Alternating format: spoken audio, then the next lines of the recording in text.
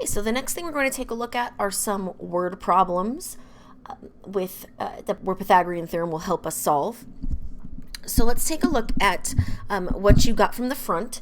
You should have these 4 example pages. It's 2 and 2. And what we're going to do is this little section right here is going to get taped down. Okay, so we're taping right here. Okay, so tape that down to your notebook and have the examples on the inside. So make yours look like mine. It doesn't matter if these are far apart or close together, but we do want the words example on the inside. Okay. So have your paper look like this. What's going to happen is,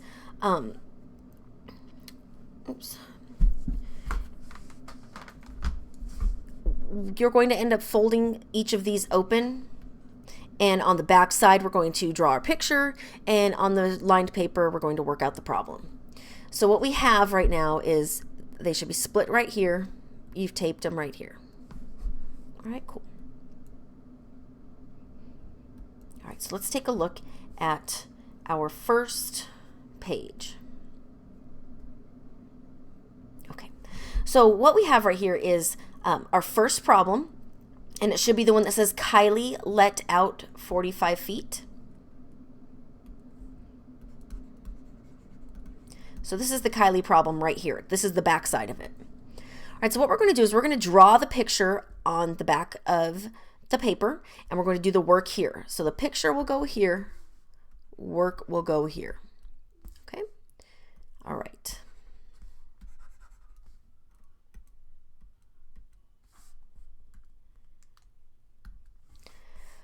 Okay, so we've got Kylie let out 45 feet of kite string. Her kite is directly above a tree that is 20 feet away. How high is the kite? Okay, so we've got Kylie right here. Kylie's gorgeous with her blue hair. And she let out 45 feet of kite string. And here's her kite. So she let out 45 feet of kite string. Her kite is directly above a tree.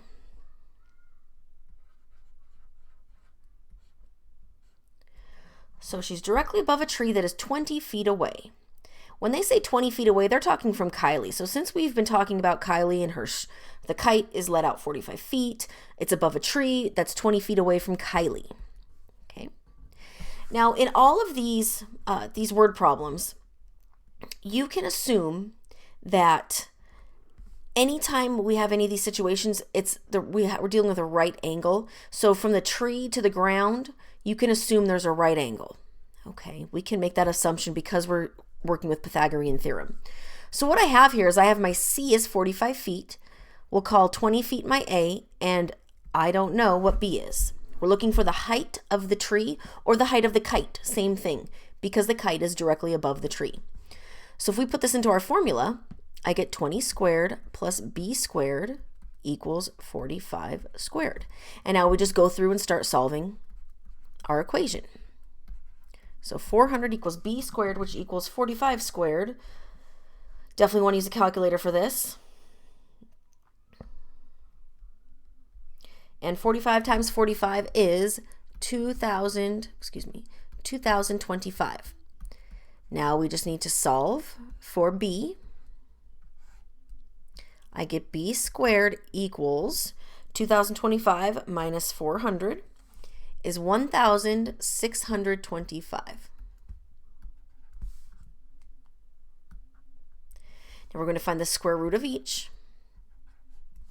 Square root of 1,625 is about, so let's make these the approximate,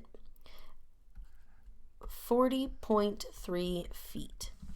So that kite is about 40 feet above the ground. Tree is about 40 feet high. All right. Again, on these word problems, sometimes they'll tell you how to round, sometimes they won't. Okay, let's look at the next one.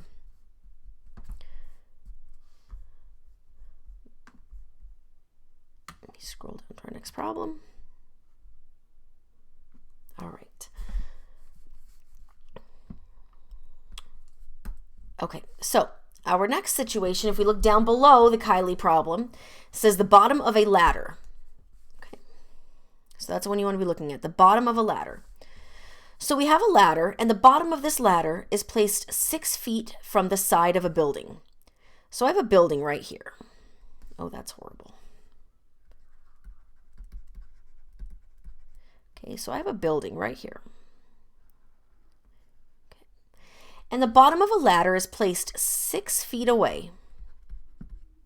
So here's the bottom of my ladder.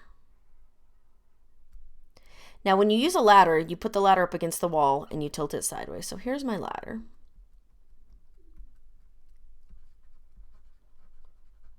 And this is the ground. All right. So the bottom of a ladder is placed 6 feet from the side of a building. The top of the ladder must be 16 feet off the ground. So this spot right here, the top of this ladder must be at least 16 feet off the ground. For whatever reason, that's some sort of height requirement for one thing or another. What is the shortest ladder you can use? So we're pretending that you can go find different size ladders, and you don't want one that's too big, because if it's too big, then it's not quite as stable. So you want to find the shortest ladder possible, just because physics, if you have a longer ladder, that means that it's a little bit weaker, it may not be as strong. So we want to find the shortest ladder possible. So that means my C is what we're looking for. Okay, so our A would be 6, B would be 16. Again, we're up against a building. Building to the ground, we're assuming, is a right angle. So my ladder is C. So 6 squared plus 16 squared is going to equal C squared. 36 plus 16 squared, I'm going to double check with the calculator. It's 256. It's going to equal C squared. So we add these together, we get 292 equals C squared. Okay, we're going to square root each side. And the square root of 292 is about 17.08. Now here's something I want you to think about for a second. Could you see yourself going to Home Depot and buying a 17 8/100 foot long ladder? It doesn't make any sense. You're not going to find a ladder with a decimal point measurement. I don't even know if you can get a 17-foot ladder or an 18-foot ladder. But we're pretending that you can do that. We're pretending that that's reasonable. The thing with this question, and this question is going to be on your test. Okay, so this type of question is going to be on your test. We want to know the shortest ladder that we can get. Now, I need it to be at least 17.808 feet. At least. The minute I go down from this number, it's too small. So again, the minute I go down from 17.08, it's not 16 feet up the building anymore. So in this type of question, what's important to note is round up to the nearest whole number. Round up to the nearest whole number. So our answer is going to be 18-foot tall ladder. Okay, very important. If you, on the test, if you say 17.08, you're going to be wrong. You'll get a point for good work, but it's not going to be, you're not going to get the full points. So please be careful. Okay, let's take a look at the next one.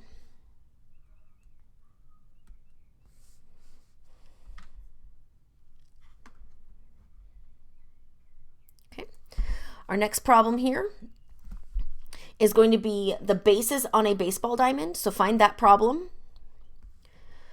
So we're going to go ahead and draw our baseball diamond. Bases on a baseball diamond are 90 feet apart. So if you're unsure what a baseball diamond looks like, we look like this. Okay, this is home. This first, second, and this is third. Okay. Now what we want to know is if the bases are 90 feet apart,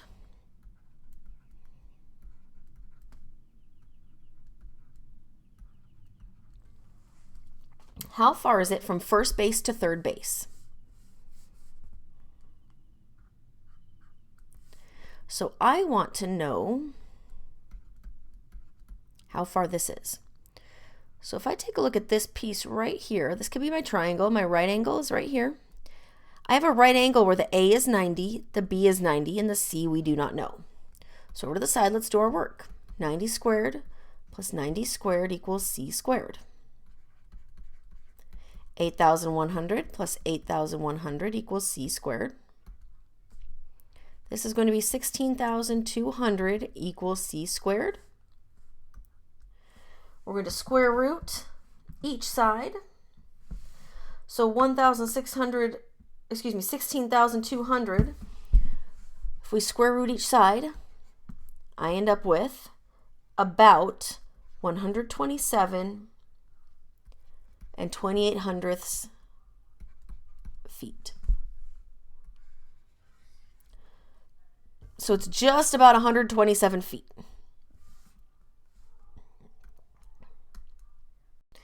Okay, now before we start our fourth example, the one that starts with Jamie's house, we have a little typo that I need you to fix.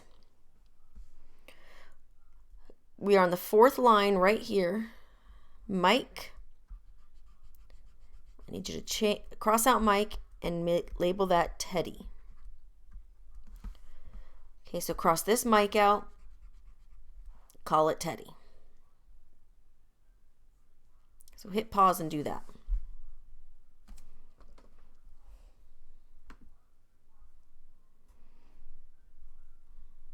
All right. Now we're going to head down to our last question here.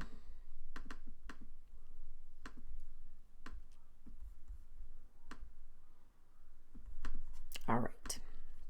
Now we can work. Okay, so if we take a look at our fourth problem here, the big one, it says, Jamie's house is 50 yards away from Mike's house, across the street. Teddy lives next door to Mike. Teddy lives 56 yards away from Jamie. How far do Mike and Teddy live from each other? So this is kind of a beast here, but we can totally do it. Let's start with the first piece of information in Jamie's house.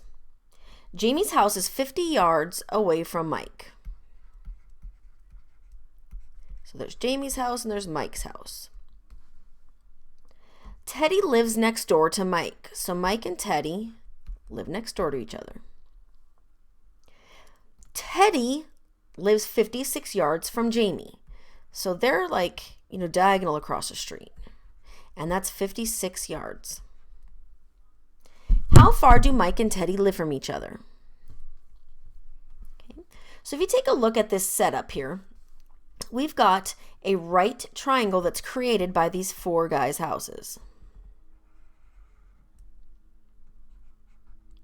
And my A and B are the two legs, so 50 and question mark. And then my C is 56. So we can come over to our work area and start solving. So 50 squared is 2,500 plus B squared equals 56 squared. Definitely use a calculator again. 56 squared is 3,136. Start solving our equation. I get B squared equals 636. Then we're going to take the square root of each side. And I get B is about 25 2/10 yards. So they live about 25 2/10 yards away from each other. And that's it.